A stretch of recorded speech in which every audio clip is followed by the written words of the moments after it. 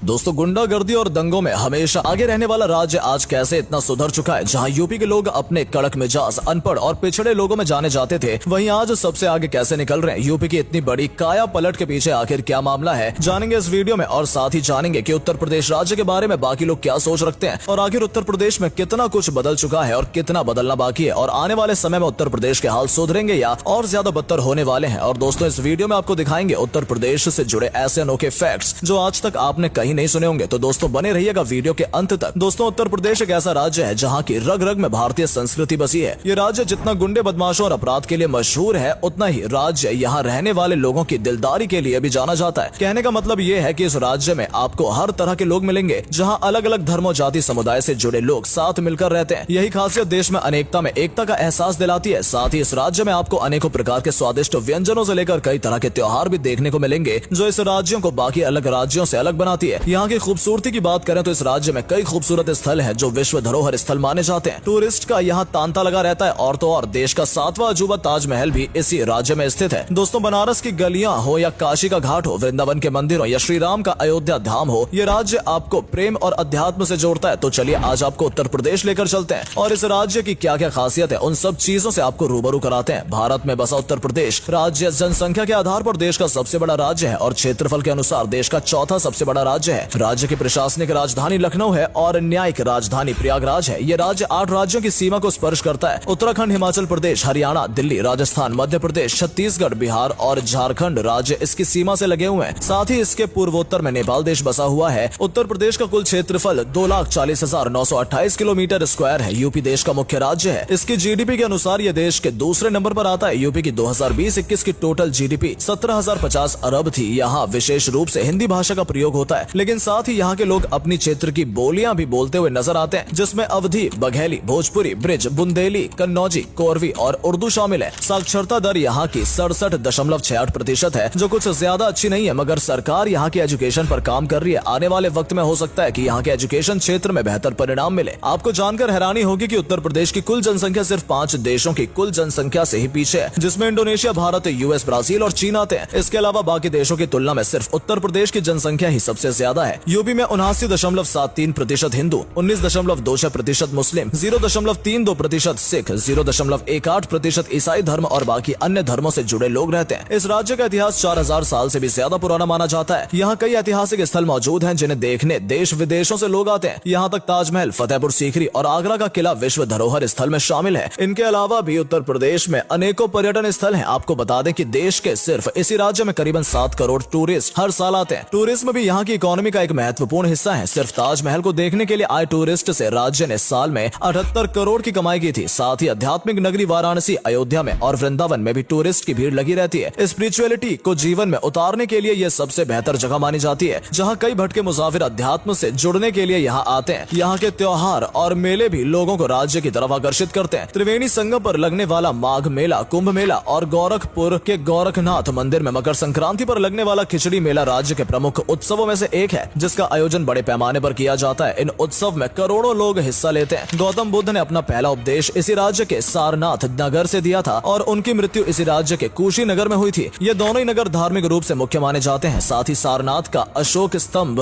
राष्ट्र की महत्वपूर्ण कलाकृतियों में शामिल है। राज्य में 25 वन्य जीव अभयारण्य और एक राष्ट्रीय उद्यान भी है, जहाँ अनेकों प्रजातियों के जीव जंतु एवं पक्षी रहते हैं। कला की दृष्टि से भी ये राज्य काफी समृद्ध है। यहाँ का कथक, शास्त्रीय संगीत, पारंपरिक संगीत और नृत्य यहाँ की खूबी है। ये राज्य तुलसीदास, सूरदास, कबीरदास, प्रेमचंद, जयशंकर प्रसाद, हरिवंश राय बच्चन, महादेवी वर्मा जैसे महान कवियों और लेखकों की जन्मभूमि रही है। दोस्तों, इस राज्य की अनगिनत खूबियां हैं। अगर इनकी इन्हीं सब खासियत को बताने बैठे तो पूरा दिन यहीं बीत जाना है। इसलिए अब वीडियो में आगे बढ़ते हैं और जानते हैं कि उत्तर प्रदेश राज्य में योगी सरकार के आने से पहले और उनके मुख्यमंत्री बनने के बाद राज्य में कौन से बड़े बदलाव आए हैं। ये बदलाव अच्छे थे या खराब। साथ ही जानते हैं इन राज्यों को लेकर लोगों की क्या सोच है। दोस्तों, जब लोगों से पूछा जाता है कि उत्तर प्रदेश राज्य के बारे में आपका क्या ख्याल है, तब लोगों का इस राज्य के बारे में ये मानना है कि यहाँ बहुत दंगे फसाद होते हैं, यहाँ के लोग बहुत ज्यादा लड़ाकू हैं और बस गुंडागर्दी ही इस राज्य में चलती है और अपराध भी यहाँ काफी होते हैं, जिस वजह से बहुत से लोग उत्तर प्रदेश राज्य को सेफ नहीं मानते हैं। साथ ही यूपी में रहने वाले लोगों की पहचान उनके रहन सहन और बोलचाल से जान ली जाती है। यूपी में रहने वाले लोगों की खड़ी बोली होती है और यहाँ के लोग आम बोलचाल में भी गालियों का इस्तेमाल करते हैं, मगर साथ ही लखनऊ की तहजीब को भी याद किया जाता है। लोगों का ये भी मानना है कि यूपी में रहने वाले नागरिक बहुत ज्यादा मेहनती होते हैं हैं और मिलनसार भी होते हैं और अपनी ही मौज मस्ती में रहना पसंद करते हैं और ये काफी हेल्पफुल भी होते हैं। और ये भी देखा जाता है कि यूपी में ज्यादातर लोगों का सपना आर्मी में जाने का होता है और यूपी वाले अपने परिवार को भी बहुत ज्यादा अहमियत देते हैं। दोस्तों ओवरऑल लोगों से यूपी के बारे में आर्मी पॉलिटिक्स, ताजमहल, लखनऊ दंगे और दिलदार लोग जैसे शब्द सुनने को मिलते हैं और ये शब्द यूपी को बेहद सही तरीके से डिफाइन भी करते हैं। दोस्तों आप भी यूपी के बारे में अपनी राय कमेंट में लिखकर जरूर बताएं। दोस्तों हाल ही में आपको यूपी के बारे में कुछ अच्छा सुनने को मिल सकता है, लेकिन अगर हम यूपी में 10 साल पीछे जाएं तो यूपी की स्थिति उस वक्त कुछ ऐसी थी जहां ना ही अच्छी शिक्षा थी, ना ही बिजली पानी जैसी आम जरूरत थी, ना ही सड़कें, ना ही विकास था, ना ही कोई यहाँ इन्वेस्ट करना चाहता था और सुरक्षा भी बिल्कुल ना के बराबर ही थी। तो फिर आखिर यूपी था क्या, वो भी हम आपको बताते हैं। दोस्तों सालों पहले यूपी सिर्फ राजनीति, गरीबी, गंदगी, बेरोजगारी और गुंडा राज के लिए जाना जाता था। जी हाँ, उत्तर प्रदेश पहले पिछड़ा राज्य में गिना जाता था और यहाँ के हालात इतने ज्यादा खराब थे कि इस जगह पर विकास होने की कोई उम्मीद भी नजर नहीं आती थी। यहाँ का इंफ्रास्ट्रक्चर भी बेहद खराब था, एजुकेशन रेट भी बहुत कम था, यहाँ तक कि करप्शन भी बहुत ज्यादा था। हालात कुछ यूं थे कि इस राज्य में रहने वाले लोग कम पढ़े लिखे थे, जिससे वजह से उन्हें बाहर कहीं अच्छी नौकरी भी नहीं मिलती थी और इंफ्रास्ट्रक्चर इतना खराब था कि बाहर की कोई कंपनी अपना बिजनेस यहाँ नहीं करना चाहती थी। सड़कें टूटी हुई थी तो ट्रांसपोर्ट सिस्टम खराब था। यहाँ गुंडागर्दी इतनी ज्यादा थी कि अमेजोन और फ्लिपकार्ट जैसी कंपनियां भी यहाँ के 2-3 डिस्ट्रिक्ट में ही सामान डिलीवर करती थी, क्योंकि बीच रास्ते में सामान चोरी या लूटने का डर बना रहता था। यहाँ अपराध हद से ज्यादा बढ़ गए थे और इन सब के पीछे बड़े बड़े पॉलिटिशियन का ही हाथ माना जाता है। अपराधियों को लेकर कभी कोई सख्त कार्यवाही भी नहीं हुई थी। लेकिन दोस्तों फिर यूपी राज्य की किस्मत बदल गई जब यूपी के मुख्यमंत्री बदले। जी हाँ दोस्तों, योगी आदित्यनाथ सरकार के आते पिछले कुछ सालों में जो बदलाव देखने को मिले हैं उसे देखकर आप बिल्कुल नहीं कह सकते कि ये वही 10 साल पहले वाला उत्तर प्रदेश है। चलिए आपको दिखाते हैं उत्तर प्रदेश की वर्तमान की तस्वीरें कैसी हैं। दोस्तों यूपी की सरकार यूपी के लिए अपना विजन पूरी तरह से क्लियर करके और फुल तैयारी के साथ आई थी और आते सरकार ने काम शुरू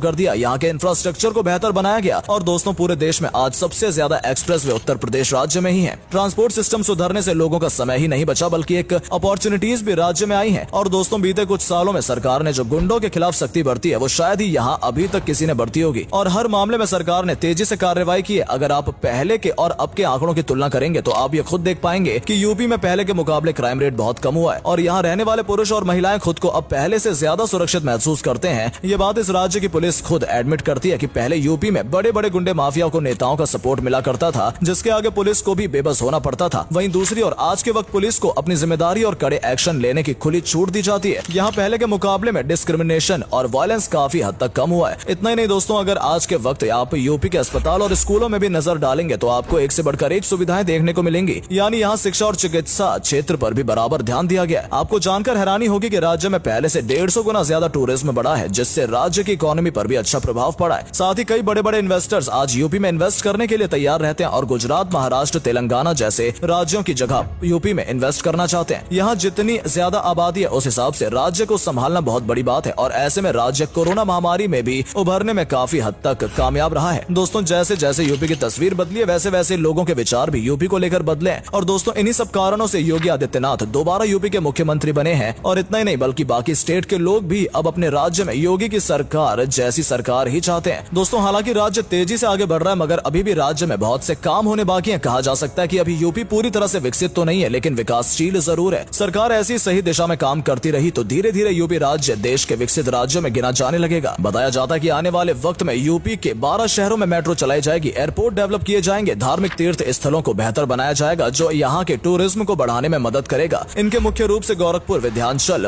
मथुरा, वाराणसी, चित्रकूट शामिल है। इसके साथ साथ सरकार के और भी कई बड़े प्रोजेक्ट हैं जो हमें समय के साथ साथ देखने को मिलेंगे। चलिए दोस्तों उत्तर प्रदेश के बेहतर भविष्य की कामना करते हुए इस वीडियो को यहीं खत्म करते हैं। तो दोस्तों ये था भारत देश का उत्तर प्रदेश राज्य जिसके बारे में आपने आज काफी कुछ जाना। आपका उत्तर प्रदेश के राज्य को लेकर क्या नजरिया है कमेंट में जरूर बताइएगा। वीडियो पसंद आई हो तो वीडियो को लाइक और शेयर जरूर कीजिएगा। धन्यवाद।